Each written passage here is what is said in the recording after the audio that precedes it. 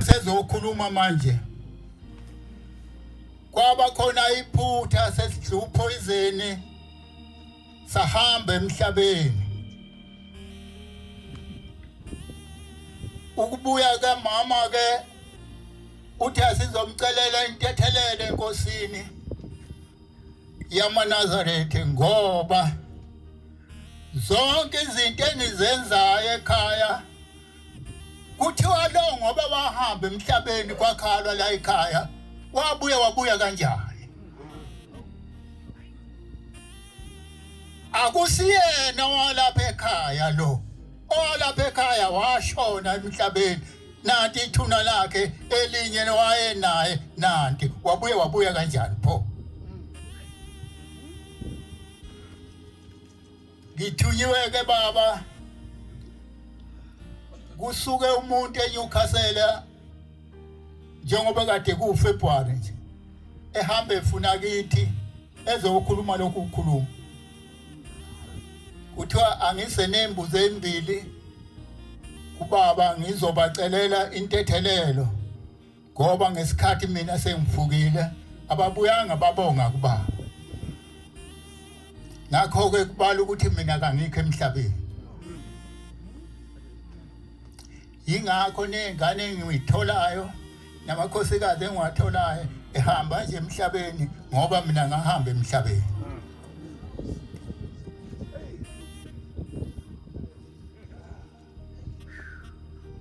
nomusi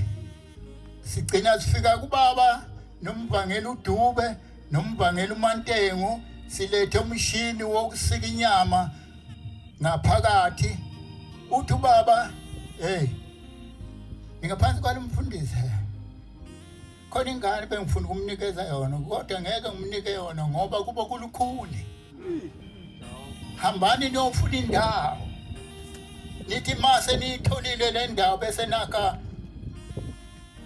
nitshena amabandla niwaphethe akhe umusi lapho ngoba mayike lengane yafika yashadela kulo muzi izohamba njengalabo abahambayo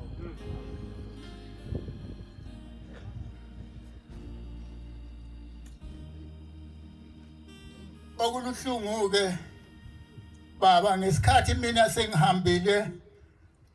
kwayiwa eMkhayedeni kwakukhona umfundisi ngathi umvangeli uyise kaMfundisi ucele lapha inkosi yathi afuna isigubhu soswela afike naso kwathiwa kasibophele lapha phakathi ethempeleni esibhekisa ube lapho umoya ongakhona wasibhekisa lapho umoya ongakhona ukhala khona wathi masikhala sithi usuyafala yathi ngifalela umoya walowo muntu wena hamba uyofika nini wathi ngiyofika kusasa wathi kulungile ke hamba ke wena kodwa ukhona engifunayo phakathi kwabo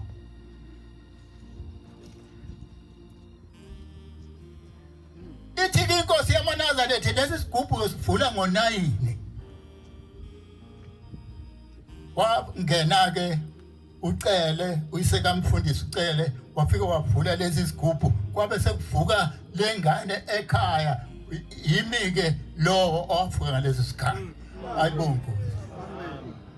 ilethele lezo mbuzi ke bangcwele uthi ke lo muntu njengoba lona imbona iphila usembangweni kuthiwa lo ngokwashembe lo akuyena walapha ekhaya uphila ngomphefumulo kaShembe akusiyena walapha ekhaya wafa ilethele lezo mbuzi baba uwe